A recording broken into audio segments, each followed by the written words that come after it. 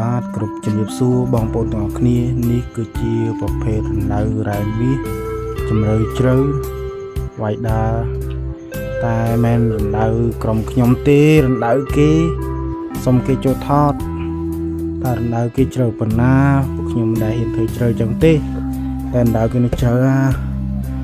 ហើយបងប្អូនទាំងអស់គ្នាដែលមិនស្គាល់រណ្ដៅរ៉ែមាសមិនដែលបានដឹងដែលបានឃើញបងប្អូនអាចទស្សនារណ្ដៅនេះបានរណ្ដៅគេវាយស្អាតគេអត់មានវាយប្រហែងប្រហោងច្រើនទេគេវាយទៅតាមប្រឡោះអញ្ចឹងទៅល្អវាអត់ខ្លាចបាក់សម្រាប់បងប្អូនអ្នកដែលធ្លាប់ឃើញហើយក៏អធិស្ឋានផងខ្ញុំបង្ហាញតែសម្រាប់បងប្អូនយើងណាដែលមិនធ្លាប់បានឃើញរណ្ដៅរ៉ែមាសគេធ្វើយ៉ាងណាយ៉ាងណីណាហើយក៏អរគុណដល់បងប្អូនដែលចូលចិត្តស្រឡាញ់នៃវីដេអូរបស់ខ្ញុំបងប្អូនជួយឲ្យបេះដូងអ្នកមួយផងបាទអរគុណ